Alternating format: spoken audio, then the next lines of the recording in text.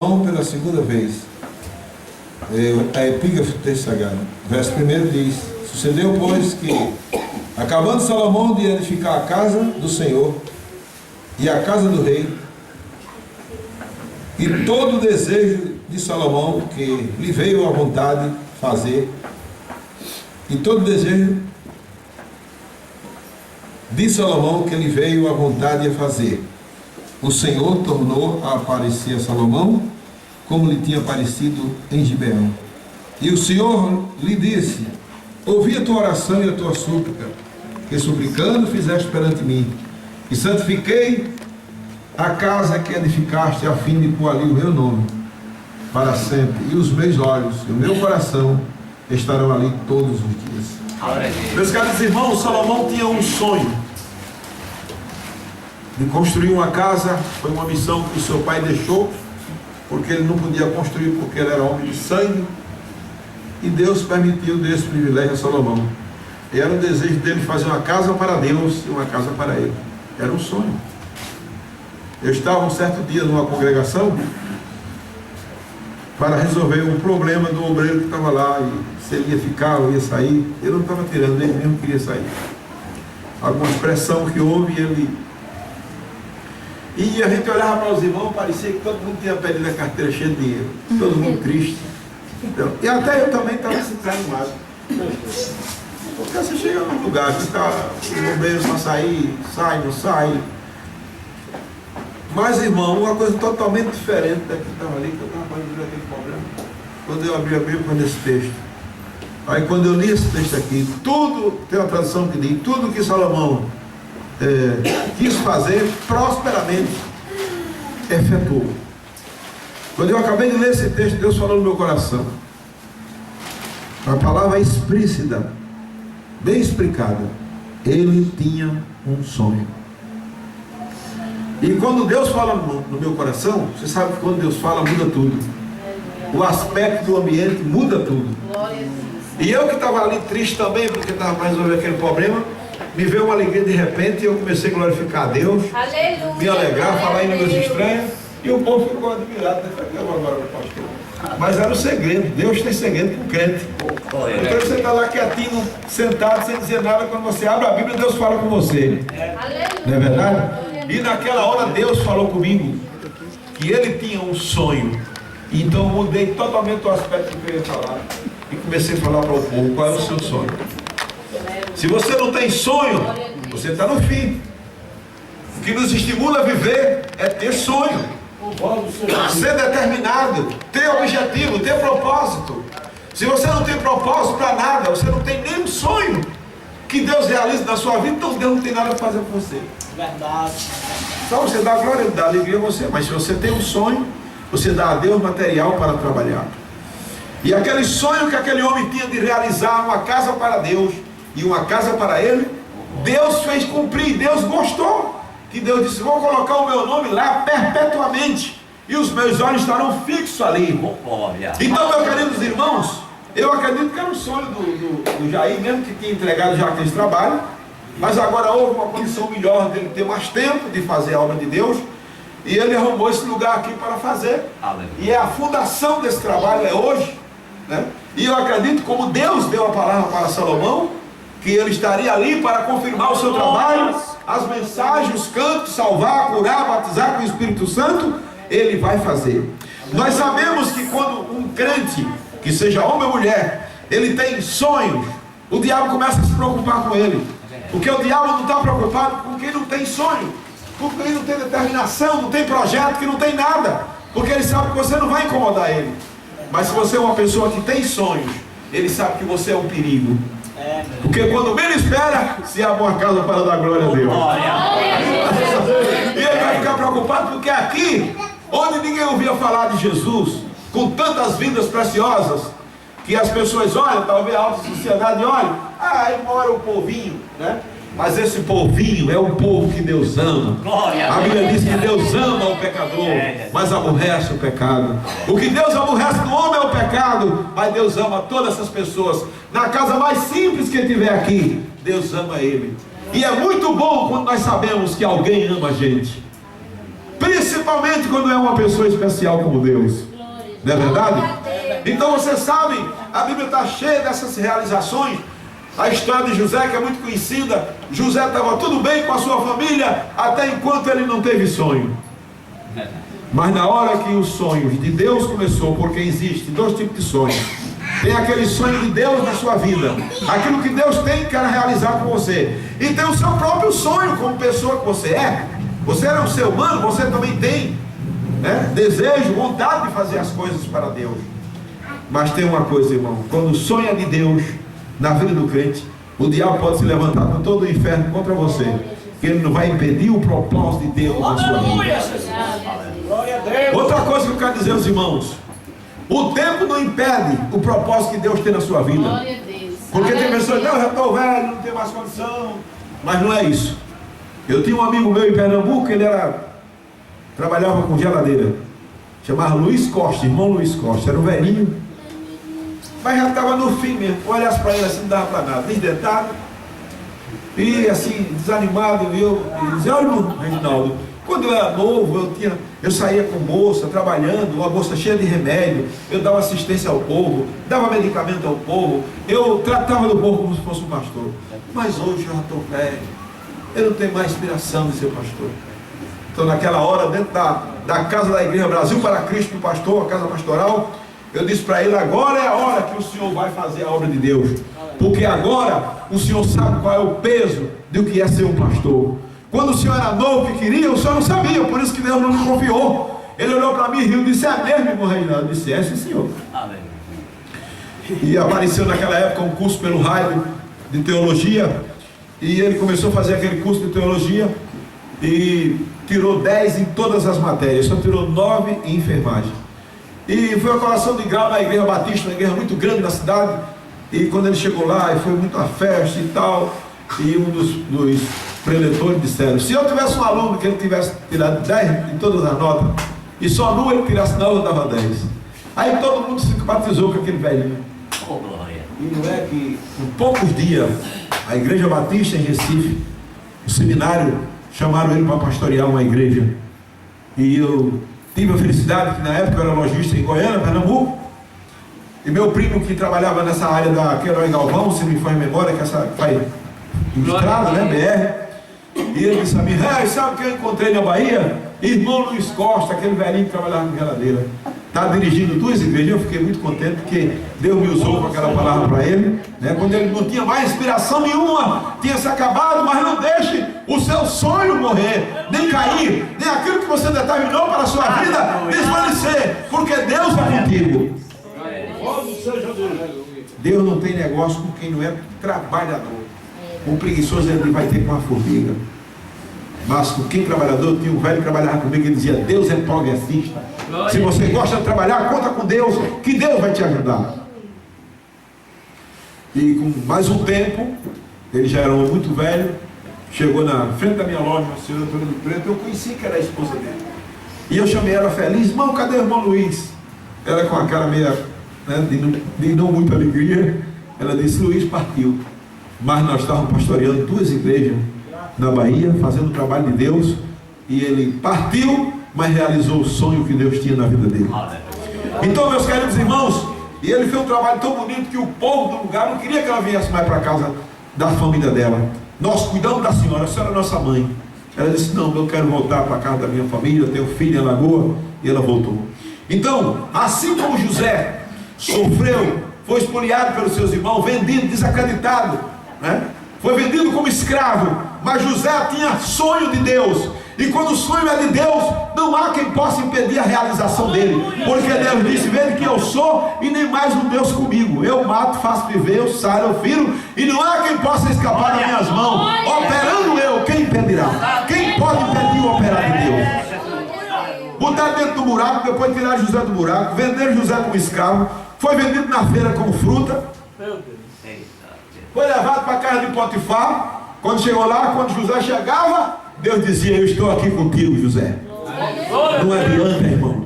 Não baixe a sua cabeça dificuldades que você tem enfrentado, pelos problemas que têm aparecido na sua vida, que você tem ficado espantado. Vai em frente, porque vai chegar um momento que Deus realizará na tua vida aquilo que Ele prometeu. Quando ele foi vendido para a casa de Potifar, a Bíblia diz que Deus era com José. Tentaram destruir ele, enganando, mentindo, dizendo misérias contra ele, né? Que ele tinha atacado a mulher do seu senhor, e não deram muita atenção, porque quem não tem nada, as pessoas não valorizam. Nem ouviram, ele ouviu, né? O pobre não tem direito de ser ouvido, e botaram ele na cadeia. Mas quando ele chegou na cadeia, a Bíblia diz que Deus era com José. Não adianta. Aonde botar o quê? Pode botar dentro do buraco de caranguejo, ele prospera. Porque Deus é quem faz prosperar com 2 palitos de fósforo. Eu trabalhei em Goiânia, eu tinha uma lanchonete, era tão grande que era chamada o buraco do mosquito. Depois Deus me deu uma inspiração, eu vendi tudo que tinha ali no buraco do mosquito. E um amigo meu que tinha umas condições me chamou e disse assim: vamos botar uma loja de móvel usado? Você não conhece bem? Eu não conheço. Aí pegou um dos maiores salões da cidade de Goiânia, no centro da cidade, e nós entramos numa sociedade, e daquilo ali o sócio depois disse: rapaz, eu estou ganhando um pouco de dinheiro aí. Ele costumava ganhar dinheiro, emprestava dinheiro, essas coisas. Eu digo: eu não tenho dinheiro para comprar a sua parte, mas tem um amigo que me empresta. O meu amigo me emprestou dinheiro, eu paguei a parte dele. Aí Jeová fez assim. Depois aquela loja de móvel usado terminou sendo uma das maiores lojas de Goiânia de móvel novo, móveis e eletrodomésticos, mercadão dos móveis. E ali Deus me fez prosperar, porque Deus... E Ele deu uma promessa no ciclo de oração, que tinha pouca gente. Eu lá escondido, dizendo: Senhor, me dá condição de para eu pregar o Evangelho sem depender de igreja, porque eu não acreditava que ninguém ia me botar para ser pastor, que eu ia ganhar de igreja. Eu esperava ganhar com o meu próprio salário, meu trabalho. E Deus usou uma irmã que até hoje eu não sei quem foi. Eu sei que foi lá do outro lado, da igreja da Grande, lá em Pernambuco. E ela disse assim: homem, eu vou te abençoar nesse negócio. E aquela loja de móvel velho passou a ser a maior loja da cidade. Eu vendia pelo Banco do Brasil, Banco do Nordeste, Banco Econômico.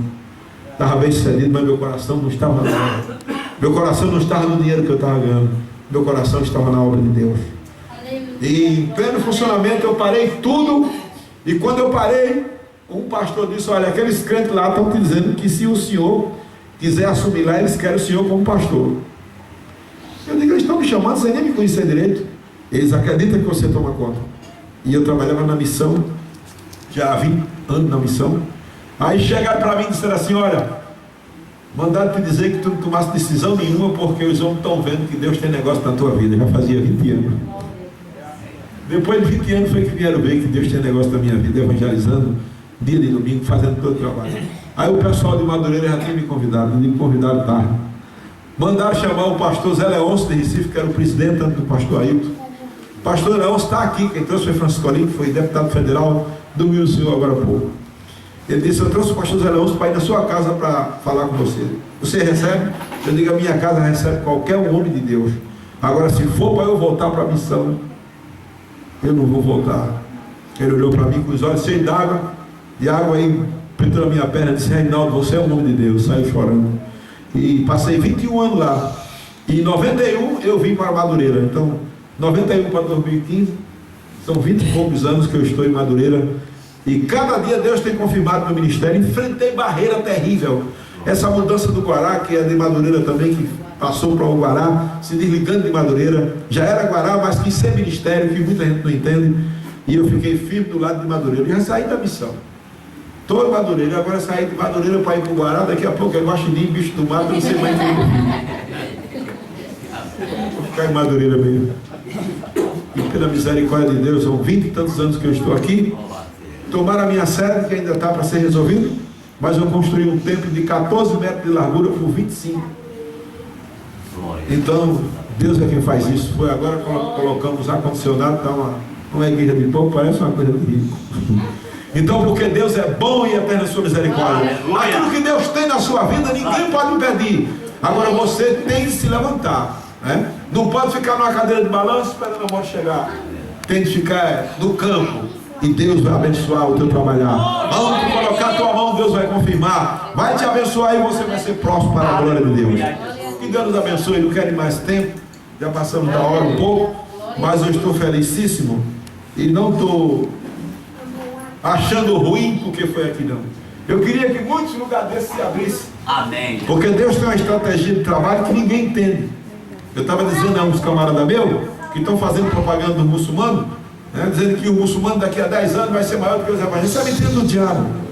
Entendeu? O evangelho nunca perdeu para ninguém. Jesus nunca perdeu para ninguém. Glória a Deus. Então, aí já fechou uma igreja, o negócio está sendo depósito na França, na Inglaterra. Eu digo, Deus sabe trabalhar. Essas grandes igrejas de grandes pastores, não os famosos que morreram, e os que sucederam ele não continuaram no mesmo rito de orar, de buscar o poder de Deus, fecha mesmo. Aí sabe o que é que Deus está fazendo? Abrindo salão. Abre salão. Aquelas igrejas, aquelas catedrais estão desaparecendo. E Deus abrindo salão. Eu tenho um amigo meu que saiu aqui de um lugarzinho chamado Lerolândia, um lugar desse tamanho lá em Santa Rita. Lerolândia. Está na Itália. Do outro lado do mundo, né? Primeiro mundo, país primeiro mundo. Ele disse, pastor, esse pastorzinho aqui que está conosco aqui, já abriu 29 igrejas.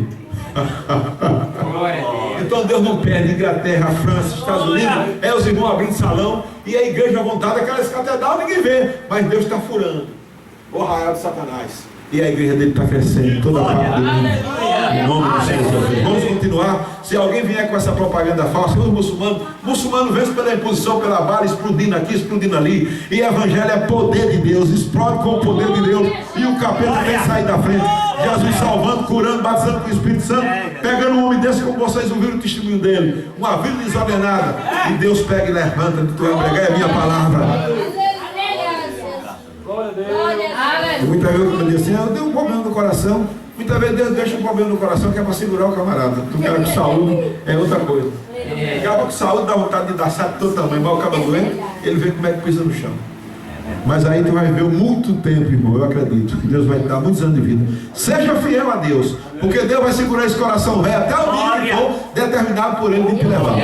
Aleluia. Porque quem morre de véspera diz que é peru, né? Crente morre no tempo que Deus chama. Quando o fruto está maduro, aí pode ser eu, pode ser você, pode ser um menino de 10 anos. Deus prepara e leva.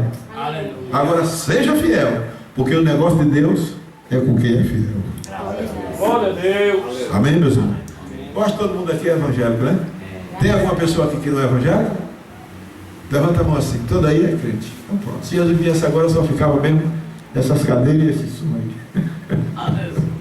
Que Deus abençoe, meus irmãos, que Deus nos ajude. E nós vamos ver com o pastor aí o dia dos cultos. E sempre que puder, nós vamos vir aqui dar uma força também para os irmãos. Amém. Porque os irmãos sabem, eu trabalho até na Bolívia, mas houve um contratempo na Bolívia.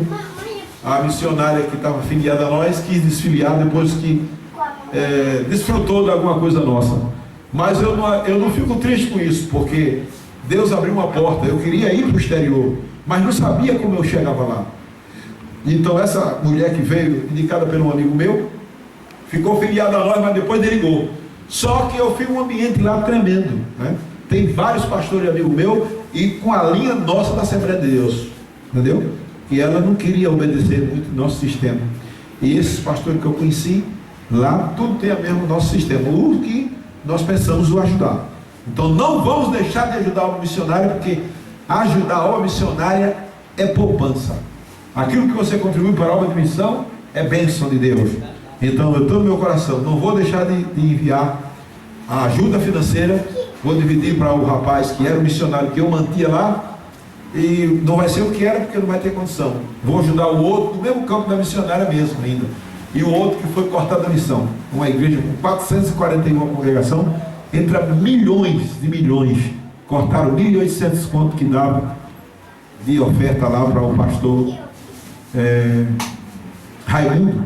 O Ozia foi comigo para a Bolívia, fez entrevista lá com muita gente, até com os rapazes da faculdade de medicina, né, foi levado para lá, gostaram muito dele, do trabalho que ele fez.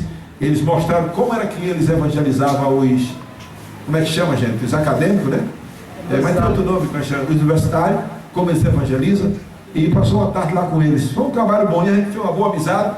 Então hoje, se eu quiser abrir um trabalho, mandar missionário para a Bolívia, eu tenho condição.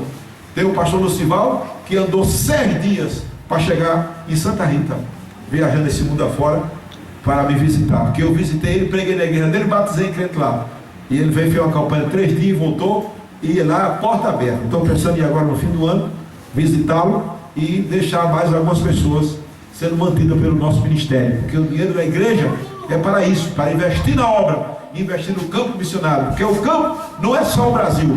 A Bíblia diz que o campo é o mundo. Então, se eu puder ir, eu vou em nome de Jesus. E a igreja ora por mim, para Deus me dar saúde. Porque eu tenho enfrentado umas barreiras de saúde. Ultimamente veio um zumbido no meu ouvido e tem me incomodado bastante, mas mesmo assim Deus não tem deixado eu parar, né? Estou caminhando, eu cheguei a 63 anos e quando a idade chega um bocado de coisa desagradável também. Mas a gente vai empurrar o que é desagradável, vai segurar em Jesus, que Ele é a saúde das nações, Ele é a nossa saúde, amém? Eu quero deixar com o Jair para ele terminar. Que Deus abençoe. Glória a Jesus.